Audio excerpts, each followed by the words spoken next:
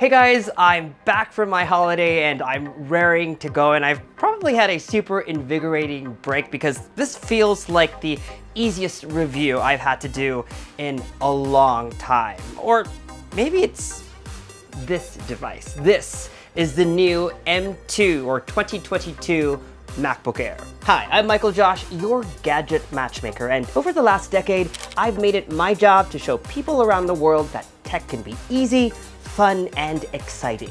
On this channel, I give you special access to the products I review, the events I attend, and all the exciting people I get to meet along the way. And most importantly, I help you find the right gadget to match your needs. And today, I'm here to help you find out if the new M2-powered 2022 MacBook Air is your gadget match. Before we begin, let's get some key facts and figures out of the way. Name, MacBook Air. Make sure you get the most recent model. Look for either 2022 or the M2 chip in the product description. Announced June 6, 2022. Availability date, July 15th. Starting price, $1,199 US. Earlier this week, my review device arrived in the mail, and as per usual, I filmed a quick unboxing so that you know what you're getting inside the box. Here it is. The box is very low-key, with just the photo of the device's profile, leaving a lot of white space. Inside is the laptop in some environmentally friendly wrapper, a welcome packet with a quick start guide, and some Apple stickers in what appears to be midnight to match my new laptop. Next, a braided MagSafe power cable, also color matched to the device. Love this. And finally, a power brick. This one is the new 35-watt dual USB-C port compact power adapter, which comes with the 10-core GPU model with 512 gigabytes of storage. If you get the base model with an 8-core GPU with 256 gigabytes of storage, you get this 30-watt USB-C adapter instead. Now, if you order online, there's also the option to get this 67-watt power adapter, which is either 20 bucks extra or free depending on the model you choose. Now, remember, you'll want this adapter to get fast charging. More on that later. We've got a lot more to talk about, but first, if you're in the market for a new iPhone case, you should definitely check out this video's sponsor, Casetify. I especially love their impact and ultra impact cases because they're made from recycled and plant-based materials. They feature Defensify, which is an antimicrobial coating, and they have plenty of cool designs to choose from. As a gadget lover, my personal favorites are these two. One makes my iPhone look like a retro camera, the other a cassette tape. Let me know down below if you know what that is. You can also choose to go the artsy route with these pop art designs that feature paint brush strokes in a variety of colors, be it hearts, illustrated characters, or a bouquet of flowers. Now, regardless of the design you choose, you get extreme drop protection from accidents. Impact Case will protect your iPhone for up to 6.6 feet drops, while Ultra Impact Case can protect from up to 9.8 feet drops. But don't take my word for it. Let's see it in action. I'm about 5'4", so this is probably around 6 feet. As you can see, the phone's still working. Let's drop it. 1, 2, 3.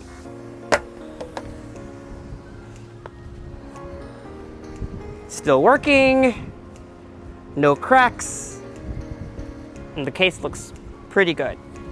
Casetify cases are also made of shock-absorbing material called Chi-Tech, and they're a lifesaver. Fun designs, drop protection, and sustainable materials. There's a lot to love about Casetify iPhone cases, but wait, there's more. Get 15% off your order. Just head over to casetify.com/gadgetmatchyt. I'll put a link in the description box below. Last month, I was lucky enough to be at Apple Park for WWDC, where this guy was announced. And I've been excited to review it ever since, knowing that it was going to be a big hit. So why am I so excited? Very easy. 2 reasons. Number 1, the M2 chip. You see, Apple changed the game when it unveiled new Macs that were powered by Apple Silicon. Meaning, instead of using Intel chips, which is another company, Apple is making its own chips for the Mac, just like it does for the iPhone. That first gen chip was called M1, and the first device to get it was also the MacBook Air back in November 2020. And I remember it like it was yesterday. That computer was insanely powerful. And at the time of my review, it was hard to comprehend how a $1,000 machine was outperforming my 16-inch top-of-the-line Intel-powered MacBook Pro. But I get it, some folks just don't want to risk using a first-gen device, which is why I'm really excited for you. The new MacBook Air runs M2, basically version 2 of Apple Silicon. And man, it's insanely fast. Think of it as us mere mortals getting superhero powers. That's this right here. 2, for the first time in like ever so long, the MacBook Air gets a design update. Now, why is that a big deal? Well, Mac computers, laptops especially, tend to look the same for 5, sometimes even 10 years. And for the most part, the MacBook Air has always looked like this. And that's fine, because Apple's industrial design is top-notch. But of course, anyone can get behind a new design, and this new M2 MacBook Air gets just that. Gone is a tapered design that's been around since the first MacBook Air launched in 2008. So instead of going from 16.1 millimeters to a crazy thin 4.1 millimeters, it's now consistently 11.3 millimeters thin. With its previous tapered design, the thinner end of the older MacBook Air was intentional to make it feel extra thin. And while it might not feel that way, this machine is actually 20% smaller by volume. I also love how the edges and corners of this laptop are rounder and softer, reminiscent of the new MacBook Pro 14 and 16. When you open up the new MacBook Air, you'll find its display is bigger and better, also with rounded corners and thinner bezels. It also comes in some new finishes. So apart from your usual space gray and silver, it's also available in Starlight, which is like champagne gold, and Midnight, which is sometimes black, sometimes blue, depending on the light. Of course, because of my preference for anything blue, I chose the Midnight model, but to be honest, I wouldn't be mad with any of the 3 other colors. I would, however, have preferred some funky, bright colors like on the new iMac that come in all colors of the rainbow. Down here, you'll find a backlit keyboard, which, if you're used to the Mac keyboard, will feel just right. Nice and clickety when you type. Unlike the previous model, the top row of function keys are full-sized now, and over here on the right-hand side is a fingerprint scanner, which you can use to unlock your device, or use your fingerprint to autofill a saved password or credit card info when you're online shopping. In a nutshell, the benefits of Apple Silicon can be summarized by something called performance-to-power ratio. Traditionally, high-performance computer chips also require a lot of electrical power. That's why if you ever watch channels like PC Centric and see him build supercomputers, they often require large casings, partly for cooling, but also partly so that they can fit a large power supply. Or take this new Asus laptop, for example. It's powered by a top-of-the-line 12th gen Intel chip. The reason why its power brick is so big is because it needs 180 watts to perform at full capacity. It might not be fair to compare this with my MacBook Air's power brick, so take my M2-powered MacBook Pro's charger instead. It's half the size and delivers only half the amount of wattage. And that's a good thing because the Apple Silicon-based machine needs less power to perform at its max. Now, think about how much power both machines need and remove that power. When you're not plugged in, which device do you think is going to drain faster? The M2 chip is built on those same power-efficient principles. Apple says it can deliver up to 18% higher multi-thread performance versus the M1 chip over the same power level. And compared to the latest 12-core PC laptop chip, the M2 chip can deliver about 90% of its peak performance using just a quarter of the power required. That's just one of the reasons why the M2 chip is so good, and is also the reason why the MacBook Air does not have any built-in fans. It runs quiet and cool all the time. Here is the M1 MacBook Air side by side with the M2 MacBook Air. Notice while the laptop didn't get bigger, the display on the 2022 MacBook Air is larger.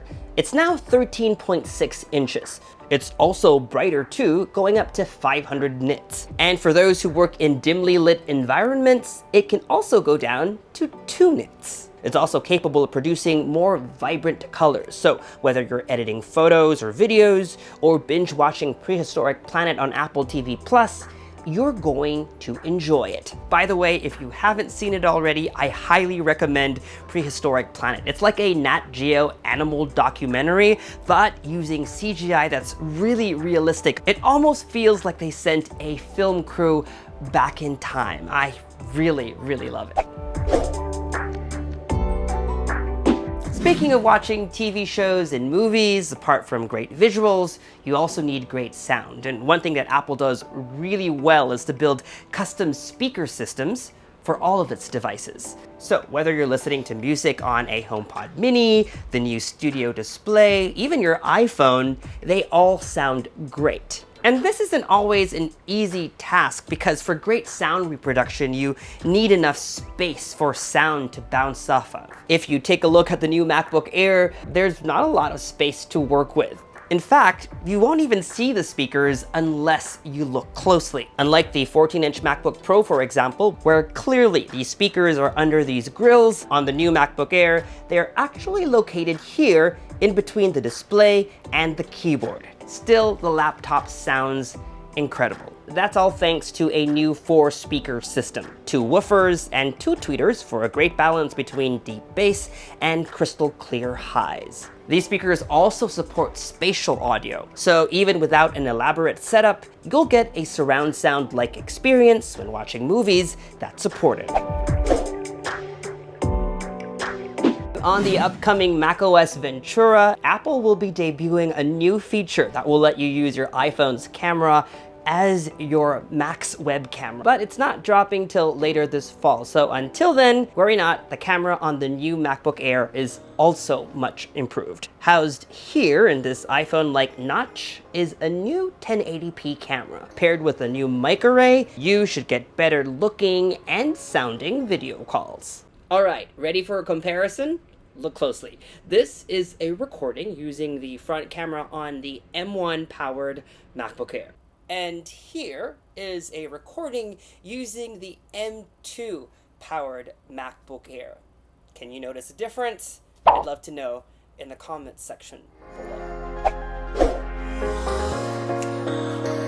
In terms of battery life, Apple is promising about 15 hours of wireless web browsing or 18 hours of video playback. And in my tests, it matched these claims. Of course, if you're editing a video or some other resource-hungry task, then your battery is going to drain faster. Following the footsteps of its big brother, the 14 and 16-inch MacBook Pros, MagSafe also makes its return to the MacBook Air with braided cables that match the color of the Air you choose. So, as you can see, my cable is almost black. I've always loved MagSafe dating back to its original iteration. I mean, who wants to trip on a power cable and take down an expensive Mac with it? Apart from that though, it's also nice to know that if I need to plug in, I'm not taking away from one of my MacBook Air's limited ports, which on this model is 1 headphone jack and just 2 USB-C Thunderbolt 4 ports. That said, you can still charge via the USB-C port.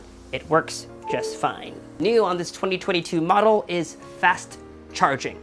How fast? Well, 50% in just 30 minutes. But there's a caveat here. For fast charging to work, you'll need this optional 67-watt USB-C power adapter. It's either a standalone $59 purchase, an extra $20 if you get the base model, and free if you get the higher end model, but you'll need to dig into the options to select it before checkout. By the way, unlike on the 14 and 16-inch MacBook Pros, with the right adapter, fast charging will work with both MagSafe and the USB-C port.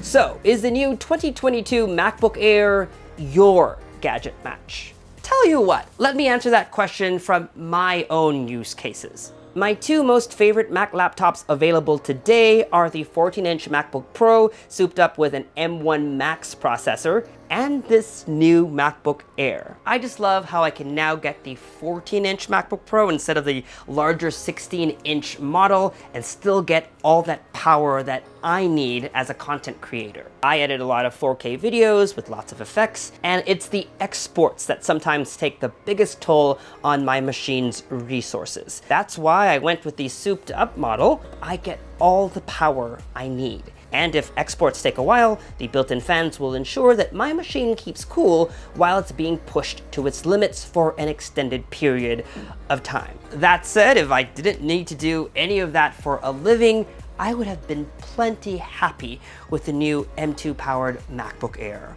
particularly because of its size and portability. This is, after all, what laptops are for, but also because of its raw power. It's not just for documents or web surfing, it's a decent gaming machine, a video watching machine, a video conferencing machine. And appropriately so, because this is the generation of content creators, it's the perfect machine for that too.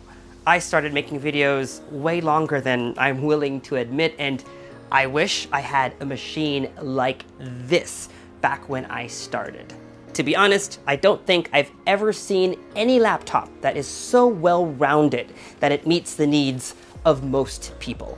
One that has this much a bang for your buck. The new 2022 MacBook Air deserves the GadgetMatch seal of approval.